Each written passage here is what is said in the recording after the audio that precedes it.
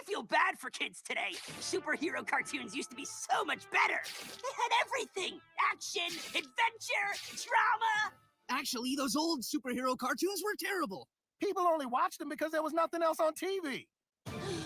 You Philistines! I won't waste my breath explaining to you why classic superhero cartoons are superior. I'll show you. Make way for the Teen Titans, a quintet of triumphant teenage talent. Robin, Boy Wonder with a multitude of glorious gadgets. Cyborg, a mighty mixture of machine and man. Raven, a mystical magician. Beast Boy, the missing link between man and beast. And Starfire, fast and strong alien warrior princess. A fearless five-some fighting crime in their prime. They are the Teen Titans. Go! We're in the tower, but it's been altered.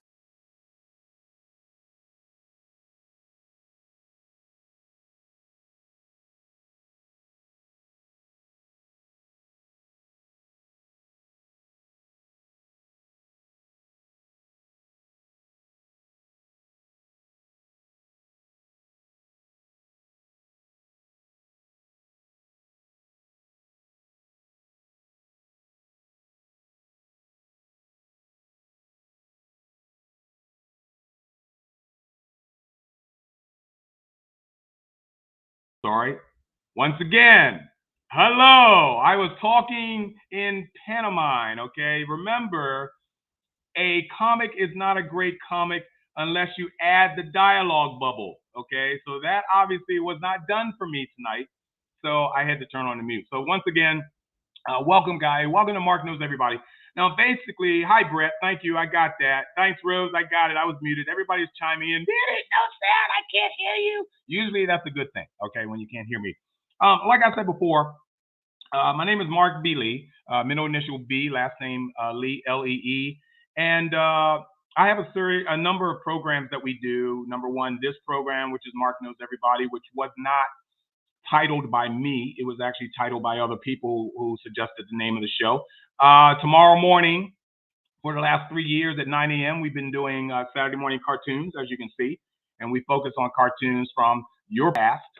And that's a very excellent show if you guys can get up that early in the morning. It really isn't early. I'm up 5:30 every morning, whether it's a Sunday or a Saturday or Christmas Day. I'm up 5:30 every morning, and that's just when you get old. That's what happens to your clock, your time clock. It wakes you up. So this is going to be interesting of how I'm going to explain this. And I want you guys to bear with me and kind of lay on every word that I'm saying right now. And that is, this is in no way a sympathy show. Okay? We in no means whatsoever, excuse my coughing. I'm fighting off something. I think I've successfully beat it, but it's lingering in my throat. So, once again, this is in no way a sympathy show. This is a probably show that should have been done a dozen years ago, let's say.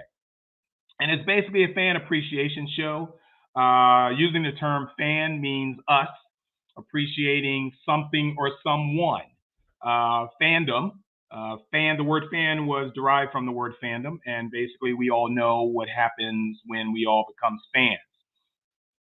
This is a show to talk about a friend, and I'm not going to say it's a show to talk about someone we've seen in passing or someone we've seen on TV or someone who we've worshipped through his work and comic books we sent letters to or whatever. No.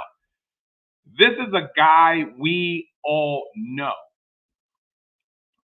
Whether you had a single run-in with him or whether you have had extended times with him, this is a guy that we all know and who I think we all can agree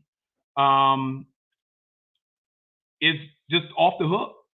He's just absolutely incredible, and he deserves the accolades that we all are going to give him today. Now, like I said, this is not a sympathy show. I think it's well timed for some of you guys out there who probably did not tell someone else how much you appreciated this guy, but told the guy himself how much you appreciated the guy. This is your time to shine in the light, okay? If you want to come on and if you want to speak of how you met Mr. George, and believe it or not, I'm going to give a few of you guys an education because a lot of you guys did not know this, because if you're looking at a word phonetically, or if you're looking at the spelling of the word and you pronounce it the way you think you see it, sometimes you're right, sometimes you're not. George's last name is pronounced Perez. Perez. Not George Perez. He's George Perez. Okay? So, lesson ended. Once again, if you want to come on the screen, and we have a whole lobby full of people who will be coming on and speaking about George, message me on my Facebook page, Marc B. Lee. Look at me, MarcBlee, and I will get you on. Contact me, get a hold of me somehow. This is being streamed on 8 platforms. I have 5 Facebook pages, 1 YouTube page. I have 2 Twitch pages. Get a hold of me somehow, and I'll bring you on, and we're going to speak to you about Mr. George Perez, who, well, you know, since I run the show, I'm going first. Okay, let me tell you something about George. First off, let's get all the technical BS out of the way. Okay, so I'm going to read something to you, and it's verbatim off of his Wikipedia page. Okay, George Perez, born none of your business, is a retired American comic book artist and writer who primarily worked as a penciler. He came to prominence in the 1970s, penciling the Avengers for Marvel Comics, and returned to the franchise in the 1990s.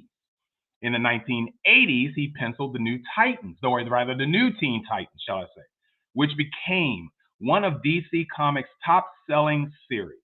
He penciled DC's landmark limited series, Crisis on Infinite, or this needs theme music. I don't know why we don't have theme music. Just to say this title, say this name needs to have some sort of background music because it's that freaking awesome. Okay, so Crisis on Infinite Earth, followed by relaunching Wonder Woman,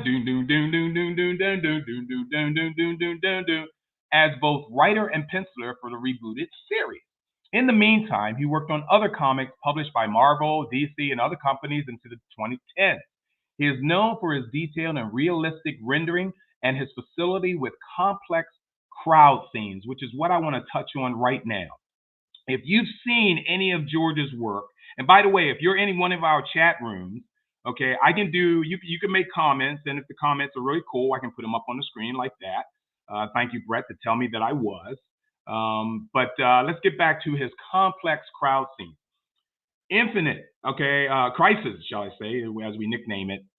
There are other crowd scenes that George is just absolutely mind-blowing, incredible when he does it. And you look at this and he says, well, wait a minute, how? And he just doesn't just put people side by side, to stand still, but he does crowd scenes with comic book characters in action, literally. And this alone, and George, I hope you're watching or you're listening in. If you want to pop in, email me, George, or message me, and I'll get you on camera as well. But it's just incredible on how he comes up with this detail. All of this work, as you see, which is Mr. Perez's work, George's work, is phenomenal. But outside of his artwork is the man. Now, humility is an honorable thing. It's a God-like quality. And when George is in your presence, whether he's walking by the hallway, whether he's at his table signing for you, George goes out of his way to give you one-on-one contact, okay? He's on stage preaching to an audience when he's on stage preaching to an audience. That's what he does. But individual contact, his personality, his characteristics, just to be rubbing shoulders with you, the way he hugs you, okay, the way he puts his hands around you, goes to show that, whoa. Sometimes you have to do a double take. Is this guy a celebrity? Can't be the real George. Why is this guy doing this to me? I never had anyone show this level of appreciation for his audience that George has. He is top of the notch. Now, enough of me kissing his butt. I'm going to bring up some people. No, first off, I want to show you this first before we go on. I need you guys to spend time and watch this. And then we're going to go ahead with people who want to speak about George almost right away. So listen to this, and I'll be right back with you. Love to do this. How many characters can I draw? I want to draw everybody I can get my hands on. Hey everybody, I'm Mike Avila with Sci-Fi Wire, and today I'm sitting down with comics legend George Perez. Thank you for joining us. Thank you. Thank you for pronouncing my name right, too. I appreciate it.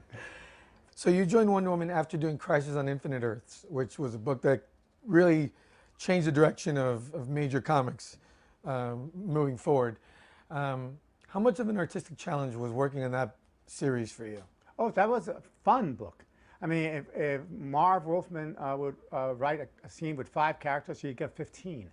I was having the time of my life. I mean, for me, it was a book that, from what I've been told, I was not the original artist of choice on the book. But when I first heard about it, I had my finger. Who did they want to do that book before I don't you? know, actually. I'm not sure. I've heard different stories. But again, once I said yes, they didn't know I would want the book. But the second I heard about it, I thought I had my fingerprints all over it before I ever touched it. And when I said, I would love to do this, how many characters can I draw? I want to draw everybody I can get my hands on. So for me, it was an absolute joy. I had already done, the Titans. I had done the Justice League. Now I get to draw everybody, including characters that are obscure, but I really wanted to draw them. I had never drawn the Metalmen professionally. I got to draw them. Certain characters I wasn't even as familiar with, but like the Dolphin, and all these great villains. Again, what other chances was I going to get? And again, working with Marv Wolfman is a dream. I love working with Marv. He and I did, had a great time working on the Titans together, and to work on Crisis on Infinite Earth. Some of my best moments have been with Marv Wolfman. Is it kind of amazing that 32 years later, Crisis is still a book that comes up, and you see the impact that it's had just on the DC universe alone? How many Crisis events have they had? Well, also, there was a term that didn't exist up until that series was over. Pre-crisis, post-crisis. Because everything is now measured by that particular point of time in the DC universe, the pre-crisis universe and the post-crisis universe. And I was proud I came up with a title, because we knew we wanted to use the name Crisis based on the old Justice League stories. But then, the idea of Crisis on Infinite Earths. And it was just a groundbreaker. It was not the first of the Maxi series. I believe Secret Wars started before, at Marvel before Crisis. But it's the one by which all the others are measured now. And as you say, they've done Infinite Crisis, Final Crisis, Crisis on Crisis, whatever. And the only lament I have about that is that it was so successful that everyone's doing it, but not, different versions of it, but not for the same intent. The intention was at the time to try to clean up the DC universe, not because we wanted to make a big event, but that they thought that the DC universe needed to be simplified a bit. So Crisis had a specific purpose. We didn't know it was going to sell. We didn't know, what type of reception it was going to get, which is, I think, sometimes the most exciting time to work on a book, when you don't know how it's going to do. You just want to do a good story. And it ended up becoming, the standard by which all Maxi series are measured. It was a fun book. In the long run, not as successful and as far as long-term changes, but it was a lot of fun for me as an artist to draw.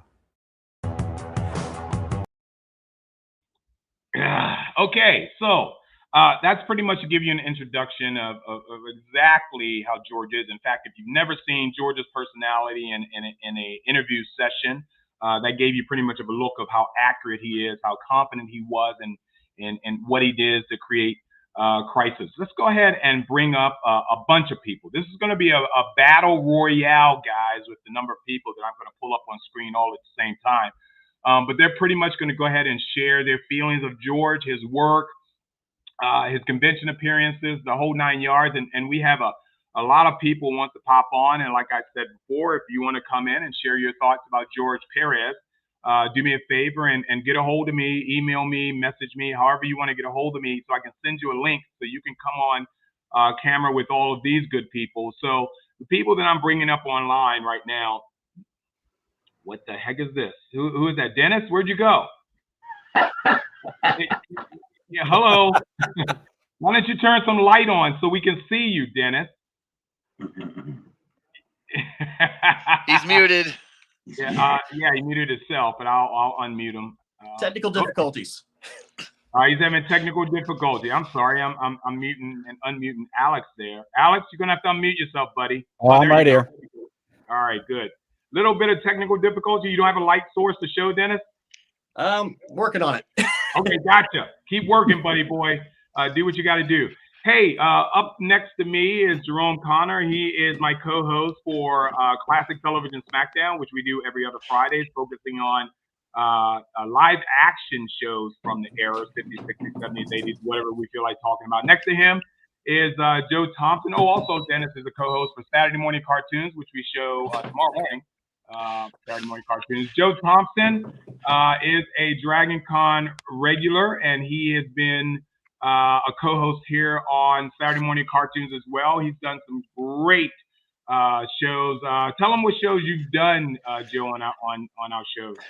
Let's see. I've done the DC Animated Universe. I've done the Marvel Animated Universe. I've done Cartoon Network Originals, and I try and log in as many Saturday mornings as I can possibly imagine, just to be a fan and comment and just be part of the love fest of Lollapalooza of Saturday morning cartoons. And Man, we're gonna get even with you, Joe. I just want you to know that. We're gonna get even with him by sending him a bill. That's what we're gonna do, because you're spending too much time with us, my friend. Finally, we get to see the lovely, beautiful. Let me bring him up close for you. Oh, maybe that's not a good idea. Hold on. Yeah, Here's the beautiful and handsome Dennis Cutter. How you doing? Cosplayer, convention goer. He's got experiences that he's going to tell us about, and then of course to the right of him or the right of me or whatever on these screens. Here's Alex Kaworski, who is a big time tech organizer for Dragon Con. He has done some things for some of the things that I've moderated as well, and I appreciate his talent up there on the stage. Hey, and he's sitting inside the Millennium Falcon, I must admit.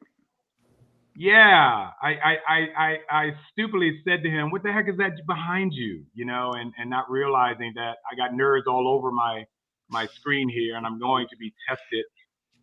Geez, thanks a lot, Joe, for pointing that out. Really I will be the first to admit, walking into that area of the Millennium Falcon was one of the geekiest moments of my entire life. I have seen more photos from people who are experiencing it for the first time in my life, and I just freaking laugh at them. I'm like, okay, the real nerd is coming out in all of us right now, you know, because here's a real live millennial, and it's fantastic. Yeah. So once again, you guys want to come on the show and talk, hit me up, and I'll send you a link. Brady, if you're watching, I did send you a link, but I don't see you online yet, so whenever you want. All right, guys. So, excuse me, I am getting over something that tried to take over, period.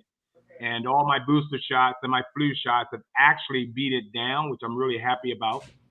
Just goes to prove how important that is for doing that to you. Otherwise, you're going to be laid up in the hospital. This guy behind me, guys, on either side, my right shoulder and my left shoulder, is an incredible gentleman, George I almost said his name incorrectly, his last name incorrectly, Perez, George Perez. I met him and his lovely wife when I actually, I emceed a belly dance show. And his wife, the lovely and beautiful Carol, is a belly dancer, if you did not know that. And she is absolutely fantastic at it. George usually travels with her, or she travels with him on occasion, but that's my first time meeting Jordan. In fact, I knew what he looked like. But when I was on the stage and I looked down in the audience and I saw this, wait a minute, it might have actually been the same damn shirt.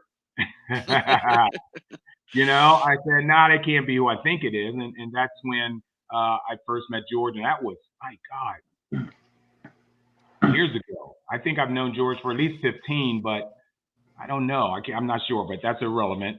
Other than that, so Jerome, I want you to go ahead and give me a short synopsis, because I'm going to go back to each of you guys as many times as I can, but I want you to give me a short synopsis of George Perez, how you met him, how you know him, and what you think of him. You are on, buddy boy. Well, I first became aware of the man in the 1980s with the, like I said, the Titans and Crisis on Infinite Earths. I did not get a chance to meet the man until 2013. Actually, it was 2012 when I was at New York Comic Con, and he did a sketch for me. Later, I got to meet him and work as his handler at another show, which I can tell you more about. And finally, he did a sketch in the last show I met him up here. He did a sketch for Gwen, and if you know anything about Gwen, she likes to be the prima donna. The simple fact is, George is a comic artist god. There is very few that can draw at his level, and if you just look at his art, it is so distinctive. You can pick it out a million miles away, and that's all you really need to say about the work the man has done. He just knows what he does, and he does it really, really well. I don't know what else I can say other than show you all the pieces of art of his I have. You know, I mean, if you want, I've got props here. This is the piece that he drew for Gwendolyn. Okay, and he forgot how to draw it. He was wearing his Minion shirt, so the audience had to do it. This is the piece I got from Comic Con. Let's say like that. The man was gracious. I came up to him with a huge stack of books at one show, and he just signed them all without complaining at all. And he would take the time to talk to the fans as he was doing sketches, as he was doing signings. He just loved interacting with the fans every time I saw him, and that's pretty much it. Yeah, no, I'm going to hit you up for some more after that. But to touch on what you talk about, it's amazing how you don't have to be good at it, but humility stands out in a person. Being uncomfortable with compliments, being uncomfortable with people judging your work. I rarely think there's anybody who negatively judges work, but George is literally one of those types who will say, "Hey, buddy, I really, really appreciate what you're saying," and it's all genuine. It's not, it's not out there to make the money. Well, sure, everybody goes to shows to make money, but to show appreciation for what it is you're buying, is 100% George.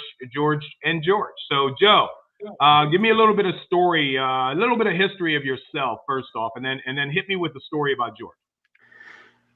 So I'm an old school comic book nerd from way back in the day. I kind of consider myself more of a Marvel zombie, and when my dad would take us every weekend to a little shack in Merritt Island, Florida, and there was this poster on the wall, and it had like every single Marvel character available at that time in the early 80s. And it was actually a mashup. It was George Perez, John Byrne, John Romita Sr., and a couple of other artists. But he did the majority of it. My dad bought the poster. Now, this is like 1983, I want to say, 1984. And this was a huge poster. I mean, it was like a 4x4 poster, and my dad bought it for $100, which in the early to mid 80s was a good chunk of change. It hung up right in the hallway of my dad's house, right where our room was.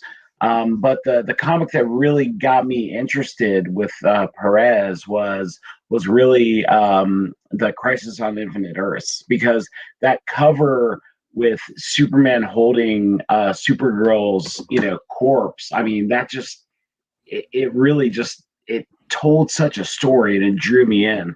And then later on in my teenage years, the Infinity Gauntlet. I mean, it changed the game. While Secret Wars and Crisis were really amazing tales, Infinity Gauntlet, as evidenced by what happened with the Marvel movies, really it stepped everything up a full another level beyond anything any comic fan had ever seen. And Perez came back to Marvel just for that. So his ability to create so many amazing characters and put them into one scene, and his ability to have such an amazing composition with all these characters and still uniquely identify each character as their own and retain his own style is mind-blowing. I've been a comic artist, pretty much as soon as I could start picking up a pencil. He's one of my biggest comic inspirations. I love the guy. I had so many amazing interactions with him over the years at conventions. There's one special one I will wait to talk about until a little bit later, because I want everybody to bring their tissues out, because it's a really important one. But yeah, his contributions to the art form, his contributions to the fandom, and to people in general cannot be understated, because he's such a good guy. He does not have the hubris and the ego that you hear so many horror stories about these great artists that people love, and then they go and meet them and they're kind of jerks. Perez is not that way. He's not like that. He's very humble. He's appreciative, and that means a lot for a guy that has so many geek accolades. So I mean, I just love the guy. My heart goes out to everything he's going through, and man, I'm just so happy to be here talking about him.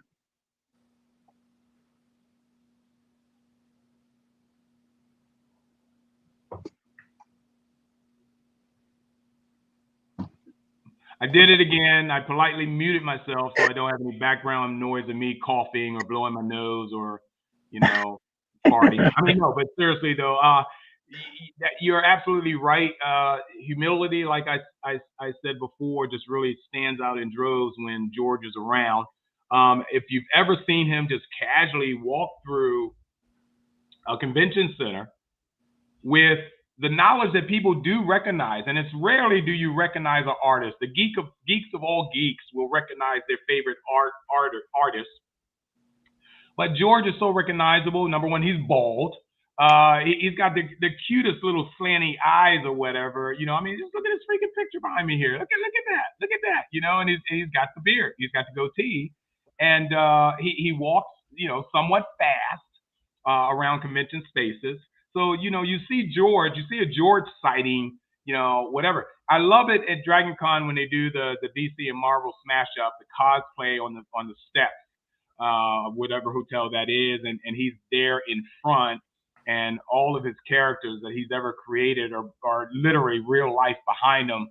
That is a freaking mind-blowing experience, and there are videos of him doing that, which I may have to track down somehow and show it to you guys, but that's just absolutely incredible. That's at the Hilton, by the way. That is the Hilton. Okay, the hotel Yes. I don't stay in, but yeah, okay. But it is the Hilton nonetheless. Okay, guys, so we're gonna go to Dennis in a sec, but I try to download as many photos as I can, and not all of them will stand up to the many more that's out there. I mean, they all do, but I'm basically saying there's more out there that I just didn't have the time to do the massive research on the art of George. But as you can see, There are a number of things that he has done, whether it's in color or whether it's black and white. His technique is unbelievable. I mean, usually, and excuse me, I'm going to cough, but I'm going to mute myself. If you look at, this is one of my favorite covers of George. Of course, that's not George in the middle there, but I think it is. Maybe that's a young George. I don't know. He's got hair. But anyway, this is one of my favorite covers, and it's the JLA cover. And I just absolutely love all of the facial twerks. Okay, Guy Gardner for one, where is he? But I remember specifically Guy Gardner having a smirk, and I don't think he's in this one. No, this is the JLA Avengers crossover. Right, JLL Avengers, but Guy should still be in there, but I don't see him at all. But anyway, so the smirk on Guy's face is just absolutely unbelievable. The detail that he has for people, just the crowd scenes, just the level of attendance of people that he draw. I would love to see how he puts that all together before he paints it, or his inker, his paint guy paints them, and it's just unbelievable what he's capable of. So I'll go ahead and bring up Dennis here. Dennis, we're going to listen to your story now, buddy boy. Tell us a little bit about George and what you know. Well, I've been a lifelong DC Comics fan, and Justice League in particular, and George's work on Justice League has always been fantastic. But you always get that lecture when you're younger that comic books are just for kids. And when Crisis on Infinite Earths came out, we basically said, this is not just a kid's story. This has got some depth. This has got emotion to it. And it's not just comic books. It's not cartoons. It's not for kids. This is art. I mean, straight up. And it's just gorgeous to look at. Even in the most tragic scenes, it's still beautiful to look at. And his style is just so utterly unique. But the guy himself is just amazing to meet in person, because like everybody has said up to this point, the guy's got like no ego. It's like he knows he's famous, but it doesn't bother him that he's famous. And when you go to a convention and you go to see George, there's a line clear across the hall, but there's reasons for that. Not only so many people are eager to meet him, but he takes the time individually with every single person that steps up to that table and spends time with them for as long as they want to talk about anything they want to talk about, whether it's just him sketching out something or having a conversation about a particular piece. He takes the time with everybody that takes the time to come see him, because he appreciates his fans. And there's a lot of us out there. So with him going through a rough patch right now, we need to show him the love that he's given us all these years. I have the opportunity to meet him on 2 different occasions, and both times have just been phenomenal. You did it again, Mark. Yeah, we're gonna get back to you. Thank you, Dennis, and we're gonna get back to you because I have questions for everyone after that. Let's go to another friend up here, Alex. How you doing, Alex? I'm doing well. How you doing, Mark? I didn't know you had a code name. What does Orion reflect? That's a nickname given to me many years ago. It's also my badge name at DragonCon. I never read. I knew your name. I never read your badge. So, and with all that gear you usually have attached to your hip, I probably couldn't see it anyway. Probably. Yeah. So, tell me what you know about George. See, I met George 2 times. Once in 2014, and I saw him in passing. And a friend of mine actually pointed me out to, it's like, hey, that's George Perez. And it's like, what? Had to do a double take for a second. It's like, oh, that is. And, here I am looking at the guy who drew one of my favorite comic series, Teen Titans, which I enjoyed immensely. And several of the Marvel comics that I also adore. Fast forward to 2016, and I met him a second time. Now, a little backstory. Usually when I meet artists and guests at conventions that I'm working, particularly, I make a point of asking them, hey, are you having a good time? How's your day going? Are you doing good? And, you usually get the canned response from many. George looked me dead in the eye and was like, I'm having a great time. This is on a Saturday afternoon. And the sincerity and the level of engagements of talking to me, just even for that brief moment, was striking, because you don't get that very often from celebrity guests and artists. So I would hands down say that probably one of the most genuine people that I've had the pleasure of even talking to just for a couple of minutes. Yeah, that's what I can say. And you're muted again, Mark. Damn it all. But anyway, so I was about to say, don't break up on me yet, buddy boy, because I'm going first on that one. So I want to show you guys something real quick before we move back on to the next round of questions. Once again, if any of you guys want to go ahead and get involved, come on screen, type what you can. Now, even though I'm on 8 platforms, I can't see the comments to all 8 platforms. I should be able to. That's what this platform is set up to do.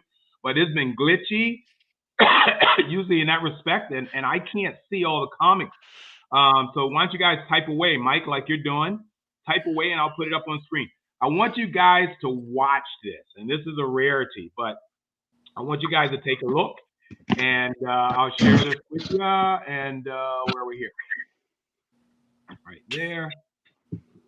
And I'll keep you all on screen at the same time, but enjoy this for a sec.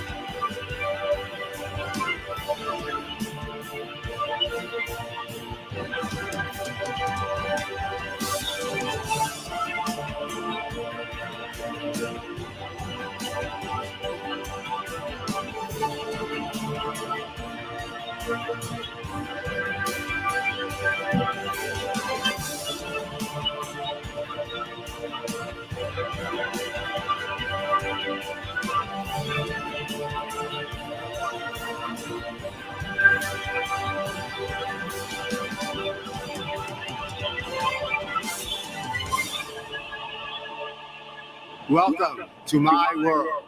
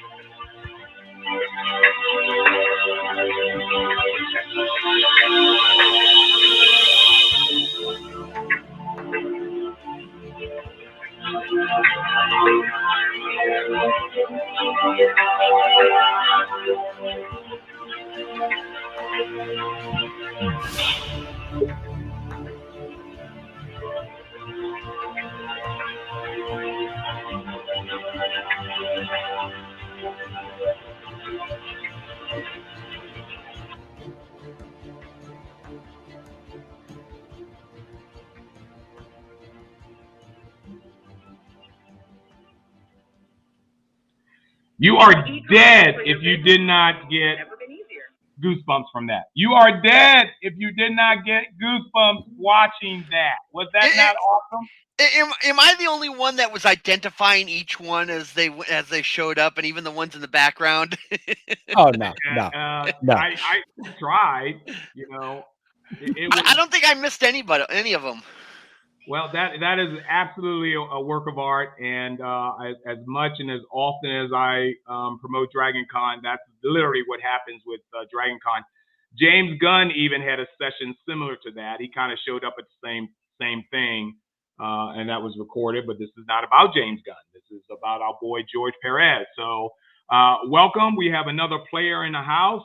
Brady, I see you popped in. Let me see if I can put you up on the screen. Once I can grab you. Where are you, Brady? Hello. Hey, man, how you doing? Good. How are you? Ah, good to see you. Glad you could join us. Nice to see you guys. Going on. Hey, I didn't ask real quick, but where's everybody from? Jerome, where are you from? Welcome to Massachusetts. Good. Joe, where are you? Atlanta, Georgia. Brady, where are you? Grand Rapids, Michigan. Dennis, where are you? Leesburg, Lake County, Florida, the swamp. Alex, where are you? Shelton, Washington, Pacific Northwest. Yeah, well, welcome, guys. I think we actually we basically touched four corners of our country here with you guys. So that's an excellent representation of fans of George Perez. So we're just happy to have you guys all here. We're talking in honor of George, and here comes my next solid question. So you guys really gonna have to really dig deep on this and think hard. Okay, gonna go to Jerome first. I'll skip over to Joe. It's going to go to, okay, Jerome's back. Jerome's going to go to you first. When was your first interaction with George? And not necessarily seeing him from afar, but when you literally had a face-to-face. It was at New York Comic Con in 2012. I was basically my first New York Comic Con. Kara was pregnant, pretty heavily pregnant with Gwen at the time. And I didn't realize that George was going to be there, to be honest. And I turned the corner, and there it is, the line for George Perez to get sketches. I didn't have any of my books with me or anything. So I just grabbed my art book and jumped into line. I think I was like the fourth or fifth one. And George was super busy, as George always does. And George, being the good guy that he is, just said, "Here, take a ticket. Everybody will get, a sketch or whatever." And so basically he wanted to shoo us all away so he could do the work, because he knew we would interrupt him and talk. But once you came over and it was your turn, you got his attention completely as he sketched, as he signed, whatever. And he and I got to spend about 20 minutes while he did my sketch for me. And I'll be honest, I can't remember a word of what was said. I was so in awe and such a fanboy that I, to this day, I can't remember a single thing he said at that one. And I just, here's George Perez. I'm like, that living God type of thing. And it made such an impact on me that when I got back to New England, I went and saw a friend of mine who ran a really big convention here in Boston, and lobbied hard to get George up here, and I was successful. So that's pretty much it. And you muted again.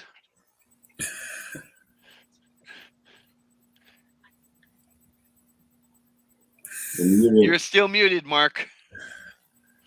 I'm not going to be polite anymore, okay? I mute myself so you don't hear sounds from the body, but screw that crap. You guys are going to have to suffer along with me from this point on, just so I can say something, damn it. I'm sorry. Joe, I thought you were blowing me kisses, Joe. I'm like, what the hell's wrong with this man? You know, it's like, yes, I know, I'm cute, I'm pretty, but let's go to George.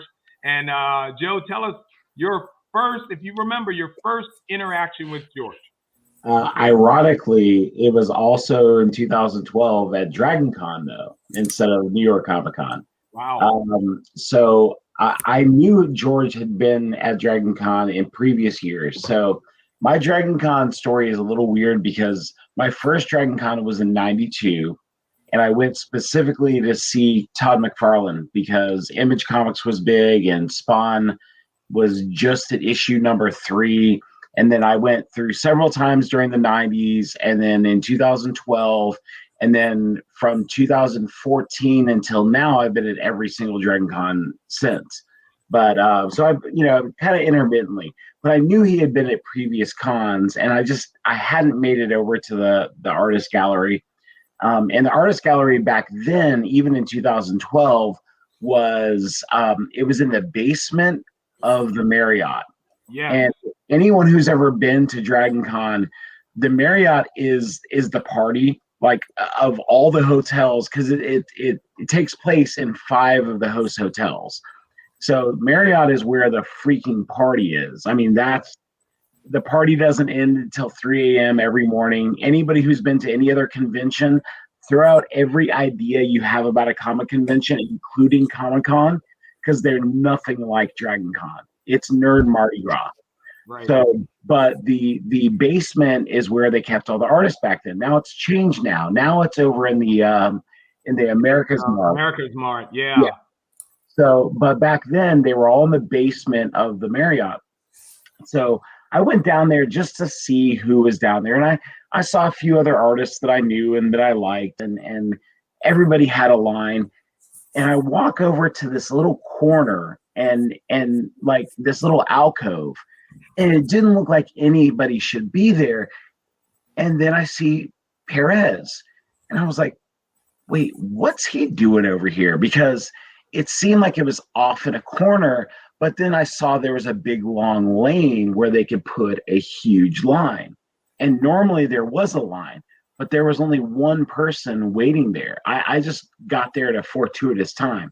So that person was finishing up, and I just walked up, and he was like, hey, how you doing? I was like, I'm doing great. I'm at Dragon Con. How are you doing? He was like, I'm having a blast. I'm having the time of my life.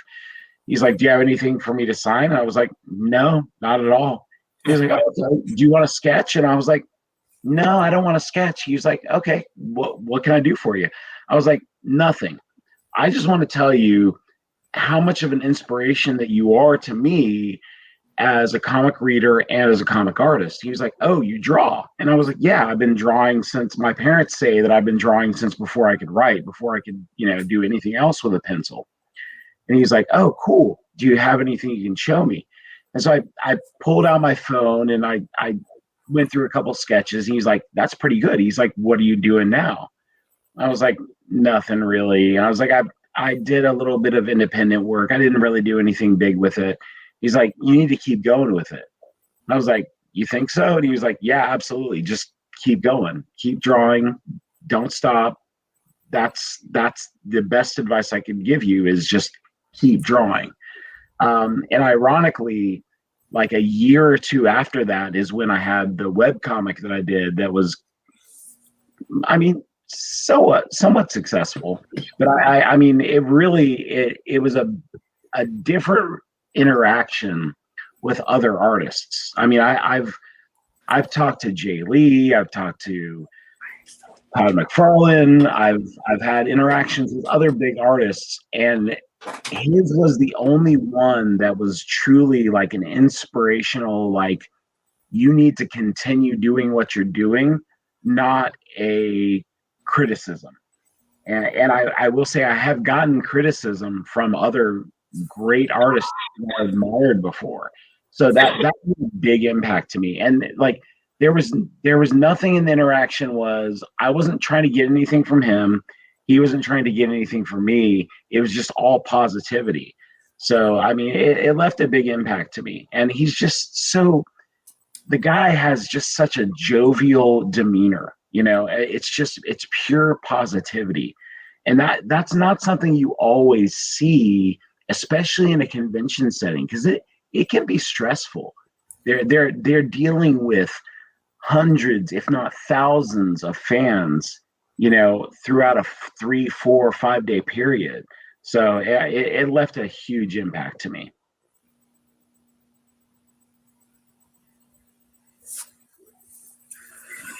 Muted.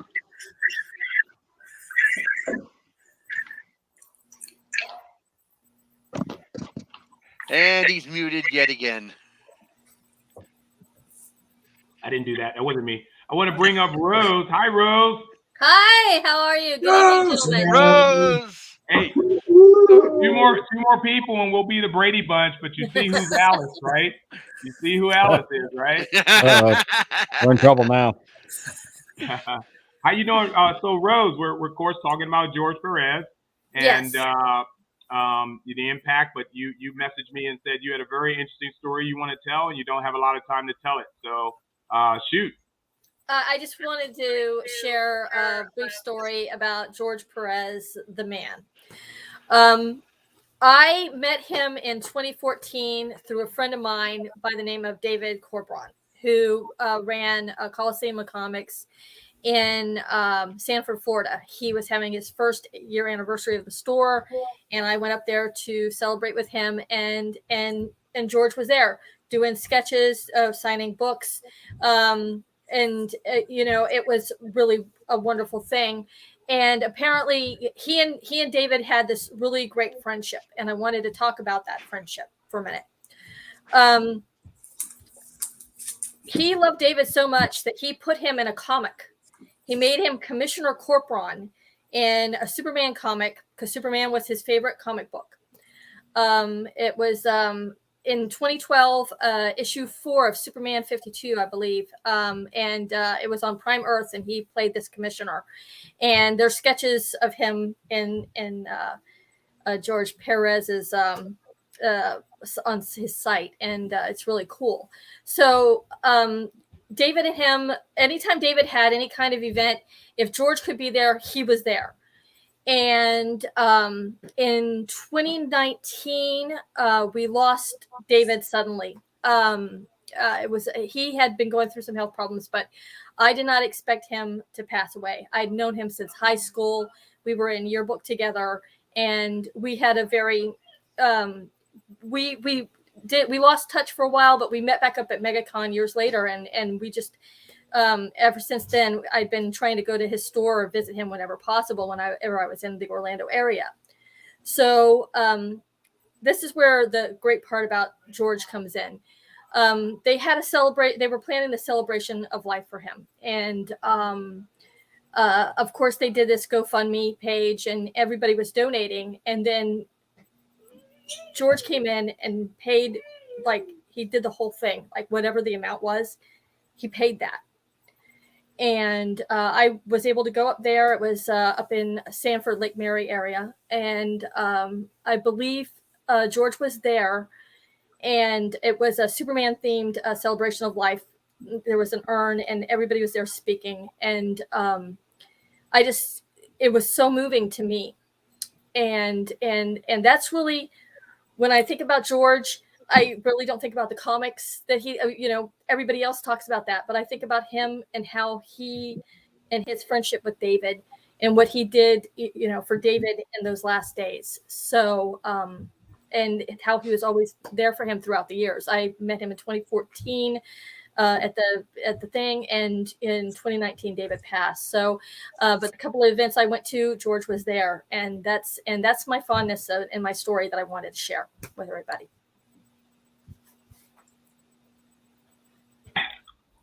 I wanted to unmute myself, but then you would have heard me crying. So that was a fantastic story. It's not a bad thing you could say about George, but when you go over and above being just simply a nice guy, comes out of people like you, telling us his capabilities, his achievements, things he's done to humanity, period, not just the enjoyment of his work, but the enjoyment of his presence.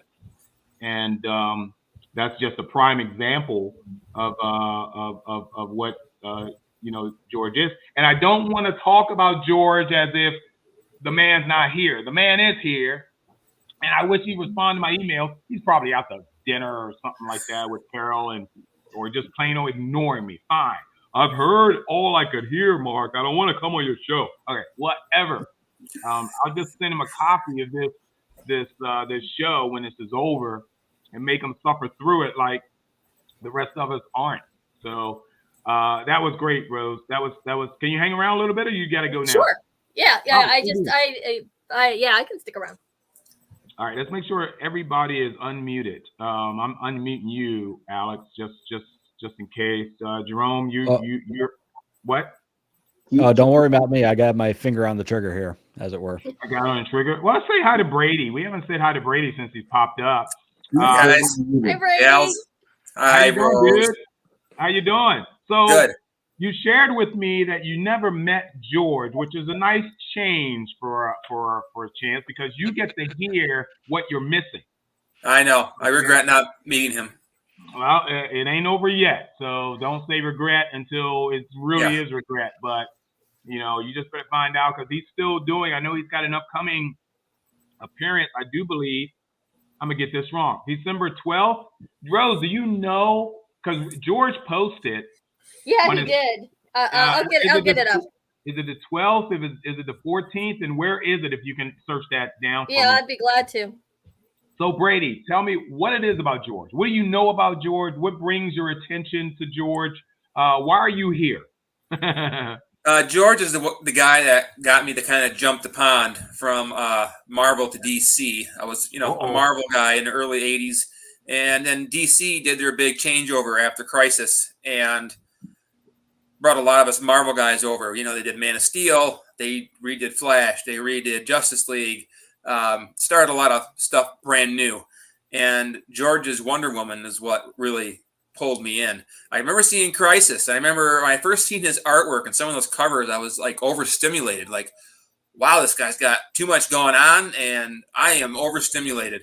I was a little bit intimidated, but once I started getting those Wonder Womans, I really started to appreciate how articulate his artwork is. And if he's got a page full of stuff, there's a sharp edge on all of it. It is understandable, and you can just stare at it forever.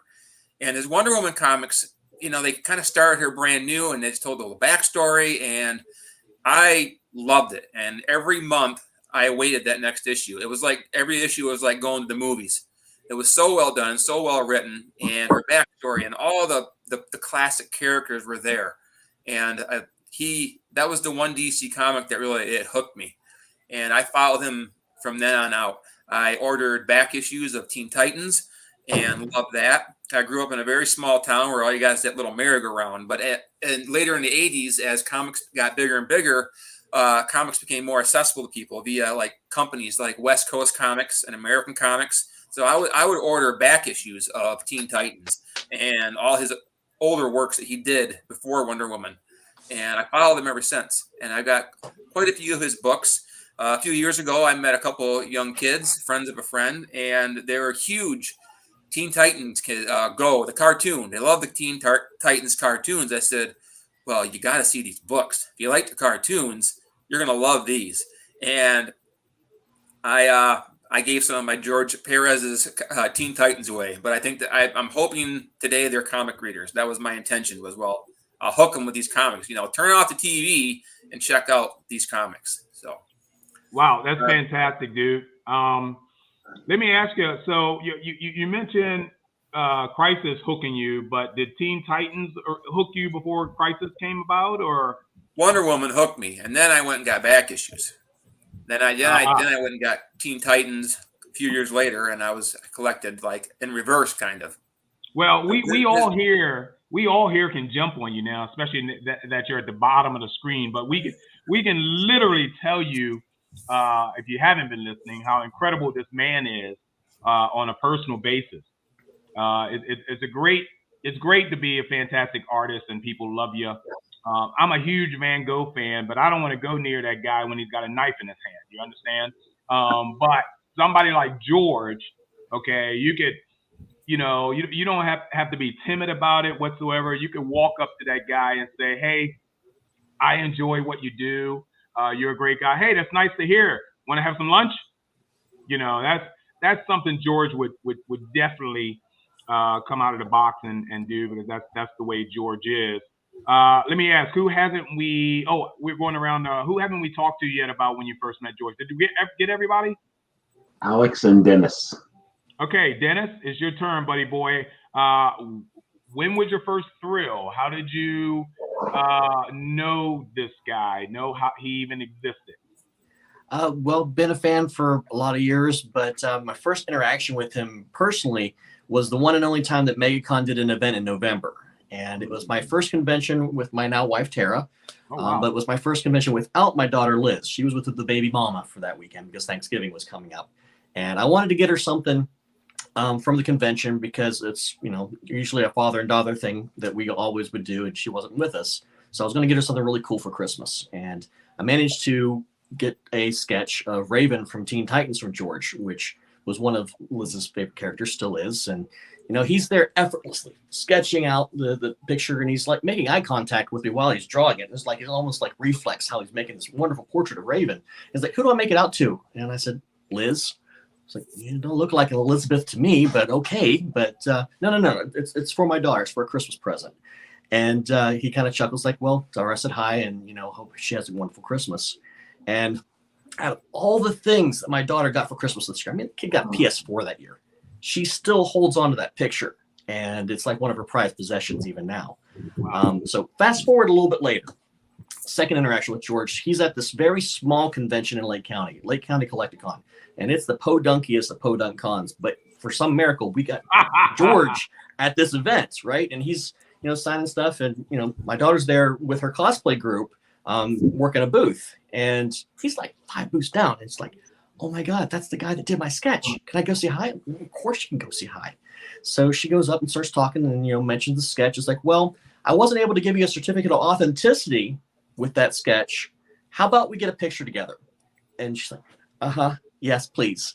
So George just jumps up from the table. You know how animated he is. And he just quickly comes around, gives her a big old bear hug, and is like, okay, smile for the camera. And she could barely put a sentence together for the rest of the afternoon. And it just kind of goes to show you that, you know, he's kind of a big deal, but he's really good to people that are there as fans of his. And he's almost kind to a fault. Wow, that's fantastic. And yes, he is kind to a fault. I appreciate that. And who's next? Alex, I think you got a story.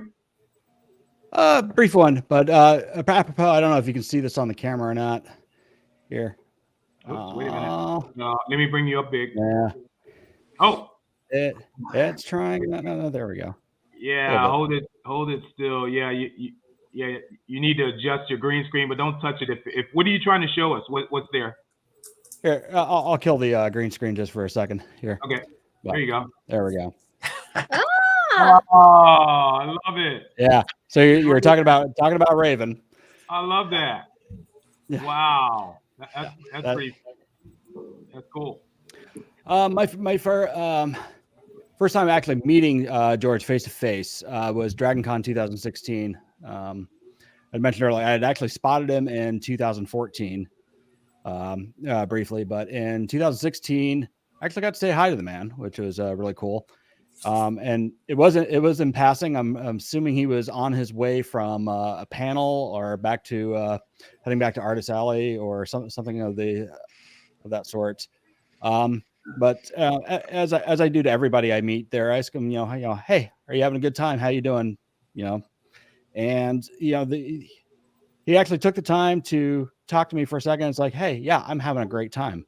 And he was very genuine, very sincere. Whereas I'm used to hearing, the proverbial canned response you get from people, but he was very, very engaged, even just talking to me for a couple of minutes, which was I found very striking. Wow. Yeah. Yeah.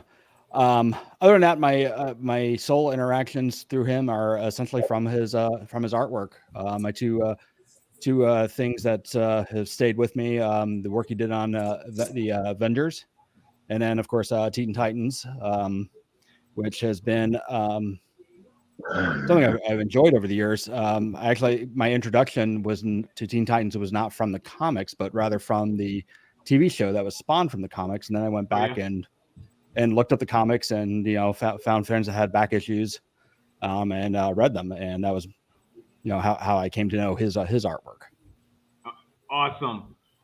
Okay, we got some more stories to tell you, but I want you guys to take a look at this real quick. A little bit of George in our coffee.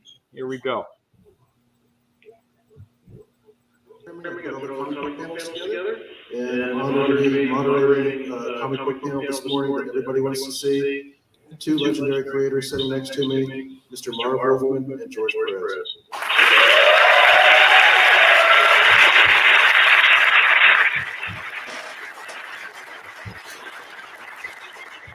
I'm sure you guys have heard their credits. I'm sure you know their books, New Teen Titans, and a little something called Crisis on Infinite Earths.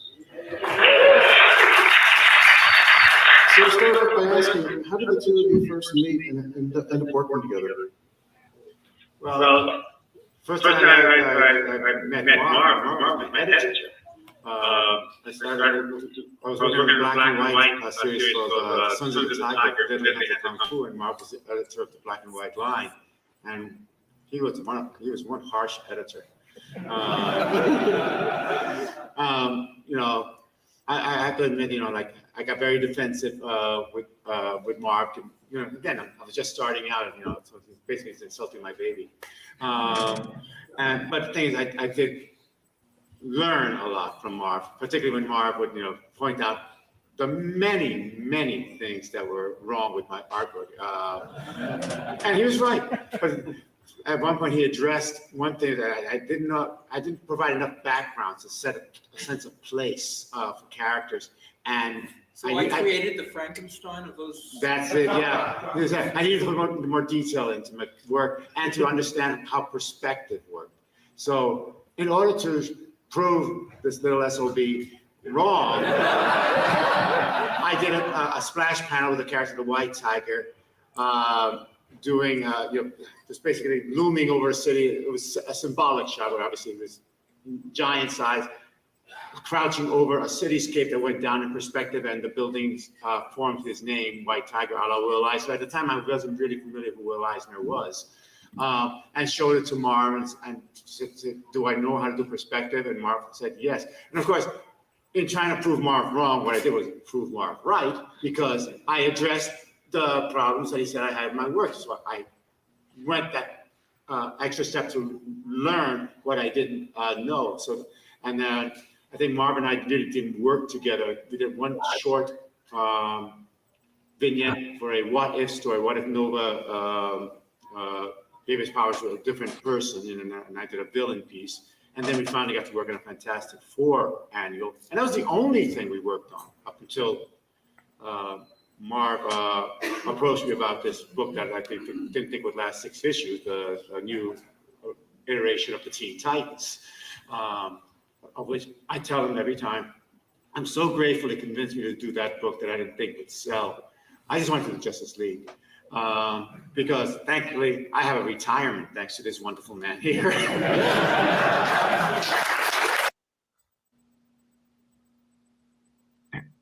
I unmuted myself.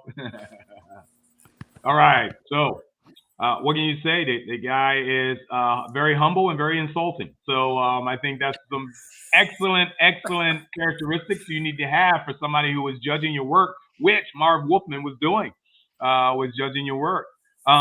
We have Marv, Alex at the Stan Lee panel, right? Yes. Okay. All right. I know Dennis has got to go, but I want to thank Dennis for joining us tonight. We're going to be ending this shortly anyway, but I just want to thank you for joining us tonight. Really, really appreciate you being here. You're like a really great to be here. And I always I love seeing you, except you need a shave. And I need a trim at very least. yeah, you did. It's better than the last time I saw you. Down to here. And are you sitting in a closet? I'm actually in the Commodore's bedroom over at Billy and Jay's place. So are you really? Oh, yeah. Okay. Oh, that's so funny. Okay, I see something hanging behind you. Give those guys my love. Give the Kitchen Killers Fantastic group, my love. And we will thank you so much for all your comments about George. We really appreciate it, really contributed. Very, very interesting story. So thank you so much. That was really awesome. So Love you guys. Good to see everybody. Bye, Dennis. Thank you. Bye, Thanks, Dennis. Dennis. See you, brother. Yeah, great guy. Incredible guy. I like getting people together because, sometimes friendships continue just based on meeting someone for the very first time, just like with George. If you notice on George's Facebook page, he's been posting news, information, and the fact that he will be appearing at this convention that Alex told me about, and I'm going to try and pronounce it. Missouri, the Missouri Con? Holiday I think it's Well, it's Holiday a photo Missouri. shoot. It's a photo shoot that they're doing. Oh, it's just a photo shoot, right? It's a DC Okay. versus Marvel photo shoot. Oh, wow. Wow. I wonder if he's ever done any of those before, but that's but that's George. He'll do where he's called, and he's fantastic about stuff like that. Now, where is it though? I'm gonna look it up. Yeah. That's I think it's in Central Florida. I just don't know where. Okay, so it's near me, which I can attend at least to go see the photo shoot. While she does that, okay, so we're gonna go ahead and come to a slow close on the life of George and everything that he's basically did for us. But if you guys want to see George in person, there's a location you can come. Dress up as either a DC or a Marvel character and interact a little bit with George there. He'd be happy to see you if you guys never have met George up close and up personal. Not only am I coughing, I'm burping too. What's up with that? We got a doctor in the house? Good grief. Want to go ahead? I'm sorry? Oh, I thought somebody said something. I'm sorry. But anyway, so I hope you guys will join us tomorrow morning if you're up for Saturday morning cartoons. We're going to do cartoon trivia tomorrow. It's my quick go-to when I'm lazy. Okay, and personally, we're going to test your knowledge on anything cartoon related. So bring a pen and a pad. There is like a 20 to 30 second delay from what we're saying and what you're hearing. So my co-hosts are the ones that are going to be tested, and then we'll go ahead and let the audience. We'll score points on the audience as they enjoy. But let me show you guys a little bit of who we are at Saturday Morning Cartoons, and we're going to talk shortly about George again, and we're going to get the heck out of Dodge. Here we go.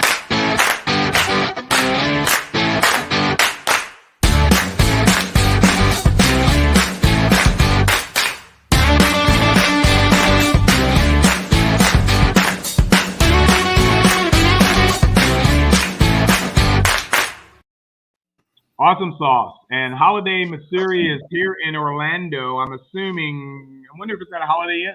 It's at Marriott. It's at the Marriott. It's at the Marriott? Okay. Yeah.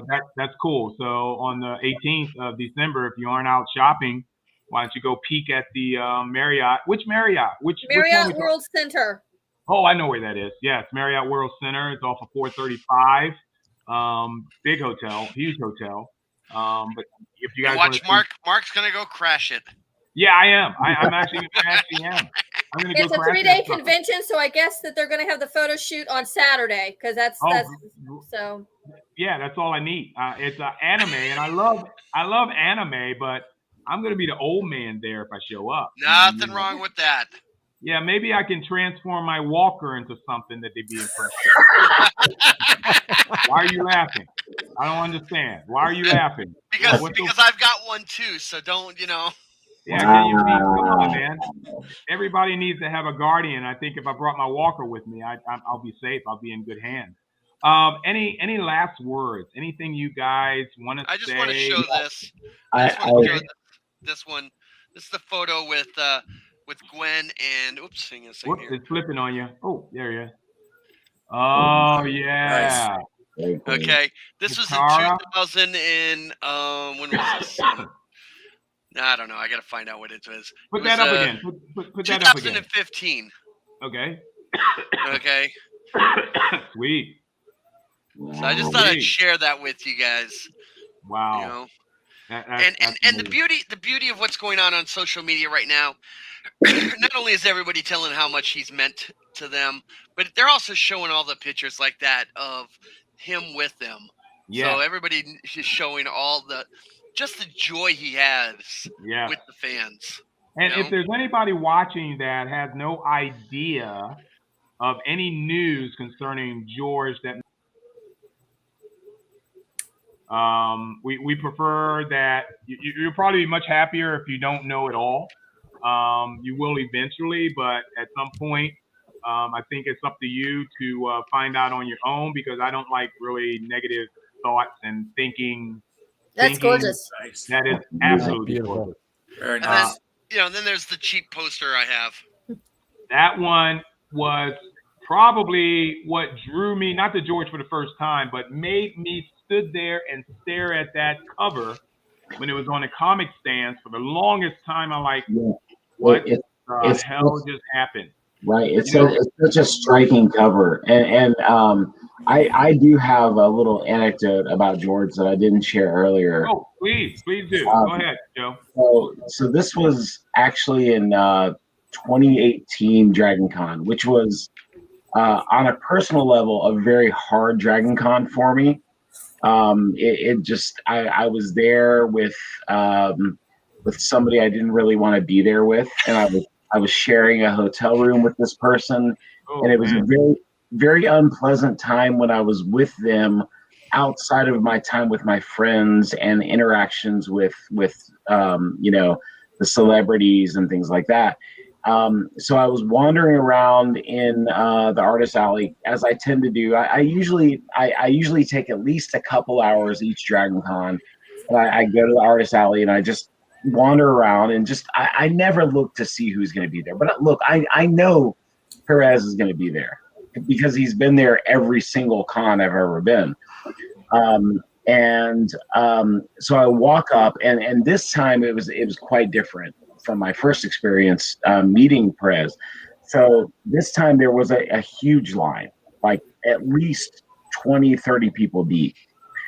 So I was like, I'm not gonna get in line again. I have nothing to get signed. I don't want to ask for a sketch. That's just not my game. I would rather have an interaction with a person, but I'm not gonna wait for 2 to 3 hours. So instead I just kind of waited because I saw this guy that was next in line and he had a little girl with him. So George finishes up with signing a couple of comics for a guy, and he talks for a couple of minutes, and the other guy walks away, and the next set of people walk up, and there's a sign, and I know based off of the signature and the handwriting is that it's not George's sign, right? It's not his handwriting, and it says no sketches, only signatures. And I see a guy like behind him that's like his handler or something like that. And I was like, okay, this is interesting. And so I see the guy walk up. He's got nothing in his hand. And I overhear the conversation. And it's a guy, he's probably around my age. He was in his mid-40s. And he had a little girl with him. He's like, I don't have anything for you to sign, but my daughter is the biggest Wonder Woman fan. And I showed her your comics of Wonder Woman that I have from back in the 80s. And she fell in love with your rendition of Wonder Woman. He's like, could I get you to do a sketch of Wonder Woman for her? I know the sign says, he's like, no. Don't worry about the sign. And so then George he bypasses the guy completely. The girl's probably 7, maybe 8. He just zones in on the little girl, and he starts talking to her. He's like, so you like Wonder Woman, huh? And she's like, yeah. He's like, is she your favorite hero? Yeah. Well, what do you like about her? And he's getting all this information from her while he's sketching the whole time. So he sketches a beautiful sketch in pen, mind you. And so as an artist, drawing in pen without any pencil is not easy. It's not. There's a reason why for years, tried and true, there are pencilers and there are inkers. And sometimes an inker is the same person as the penciler, but usually they sketch it out in pencil and then somebody else inks it. George sketches out a perfect Wonder Woman because he's probably done like a million of her for this little girl. And he's taking in all the information as she's talking, you know, like why she likes him, or why she likes Wonder Woman, and what she likes about her, and does this perfect Wonder Woman. She's like, you know, well, I like that she has the lasso, and I like that she's powerful, and he takes all this in and he incorporates it into the sketch. And we're talking about in the span of less than 5 minutes. So he asks her name, he draws a little bubble, and he says, you know, something along the lines of, "You're the real hero," and says the girl's name, and then, you know, from Wonder Woman, and then he signs it and everything. And that interaction of Perez with this little girl, for one of the iconic heroes that he drew, and really he probably has the biggest stamp upon Wonder Woman of any other artist in the history of comic art. Man, it was just such an amazing thing to witness. I was just so happy to be there and to see this happen. And like I could see in my peripheral vision and look over at the rest of the crowd. Nobody was mad. Nobody was agitated. Everybody was watching this and also equally excited about what was happening right there. And I would like to think that little girl went on to become a huge comic fan as a result. But it just goes to show like his integrity and his, you know, personability with the fans to be able to take that time to do that, despite what the handlers said that he shouldn't do. And it's very much, it's a Perez thing to do, you know. It was an awesome moment to witness. Brady, put back up at the camera what you were showing. Oh yeah. Oh, is that Yeah. Cheetah? Am I looking at Cheetah or not? Oh yeah, yeah. You're looking at Cheetah. Yeah, I am. Yeah. Mm-hmm. Okay. That's a good That's one. awesome. I love that one. You're muted, Brady. Brady, you're muted. Yeah, I muted him because I got you. Go ahead. And what was the other one you had, Brady?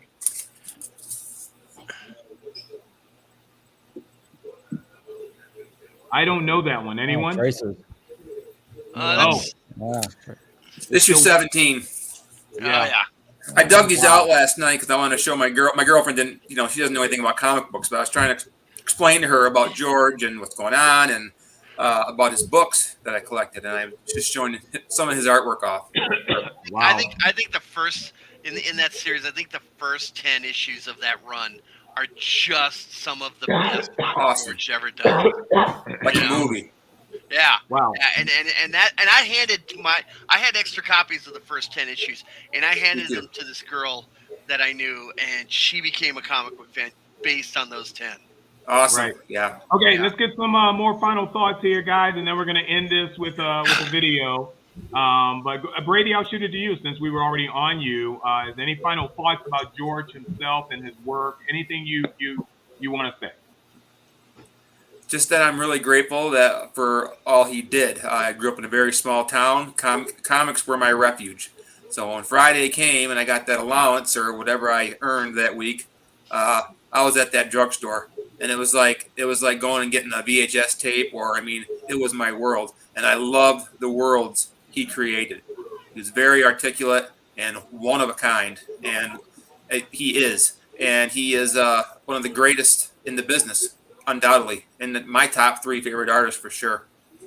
I agree. Alex, how about you, buddy? You know, you can't.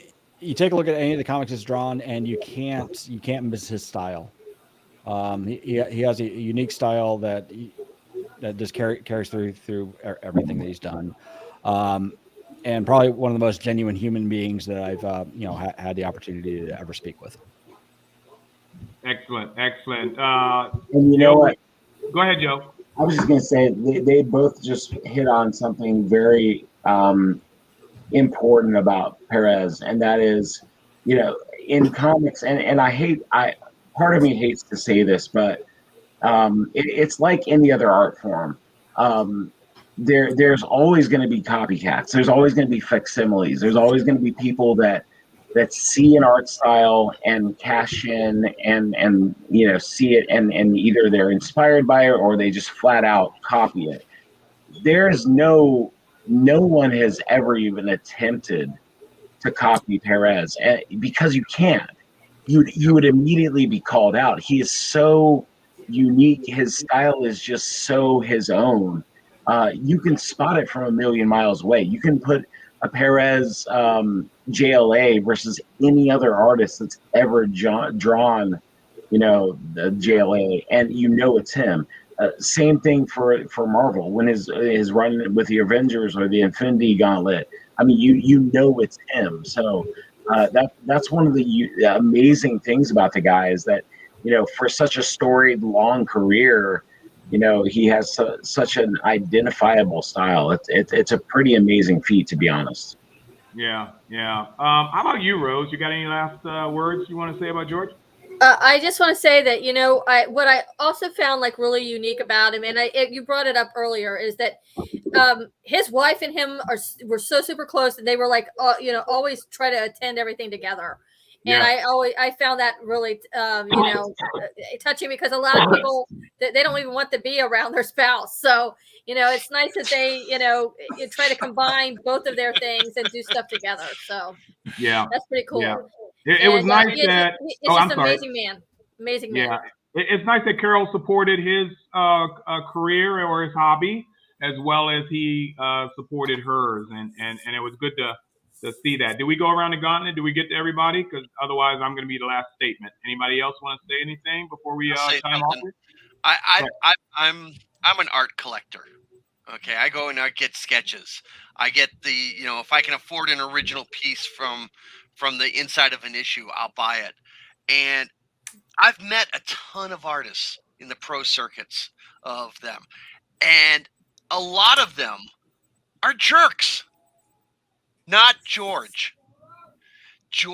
And you watch and read everything that the people the other pros are saying. This guy mentored a ton of the people that are there in the industry, a ton of writers, a ton of the artists that are in there today. They talk about how this guy came up to them, and when they didn't know where the bathroom was in the Marvel bullpen, he went and helped them out in just basic life issues. And you can see that when having met the man, that this guy is generous, and everybody says it in the pro circuit. Yep. And that's that's my last comment. Okay, I doubt that, but okay. it was a good one nonetheless. All right, so this man here, all of us that had personal experiences with him, except Brady. Brady, you still had a personal experience with him because of what he did to you, how he touched you. And I think what you guys have shared pretty much echoes what everyone else has been saying on Facebook pages and Twitter, any other page. I've been seeing in the trades recently. I mean, you throw blood in the water, and what does it usually attract? And that's what I've been seeing in the trades right now. Everyone wants to go ahead and spread the news and whatever. It's going to be very, very interesting.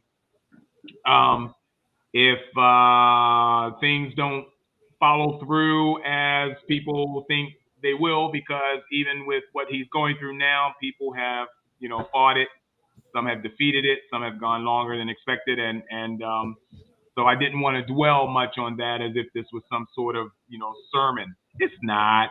It's just a long time coming. It's rather than meeting George individually and doing your FaceTime with him, we're doing it all in mass here. We're doing it as a group and basically just saying to George, hey, dude, you did wonders for us. I hope you realize and understand that.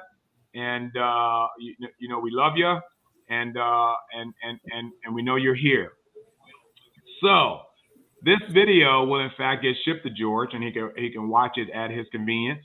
There are other platforms that I see people commenting on that I cannot see in this platform, Rose and Jerome, which drives me up the freaking wall. But nonetheless, George, you've been heard.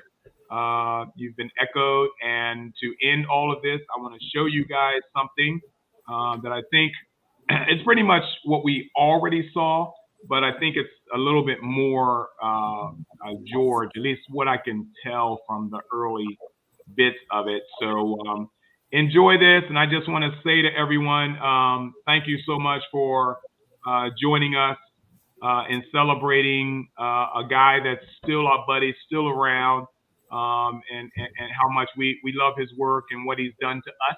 It's hell. This is a great kind of celebratory thing for an individual just because of the man that he is and not just the occupation that he carries out. So it's fantastic. So look, we'll see you guys tomorrow morning, 9 a.m. Be up for Saturday morning cartoons. In the meantime, watch this, enjoy this, and we will chat with you guys when you want. I'm Marc Billy, along with my co-hosts Rosemary Rose and Jerome Connor. You'll see us tomorrow for Saturday morning cartoons. Our co-host Alex Joe Brady. Thank you guys so much for joining us. It was tremendous having your thoughts. So here we go. Check this out.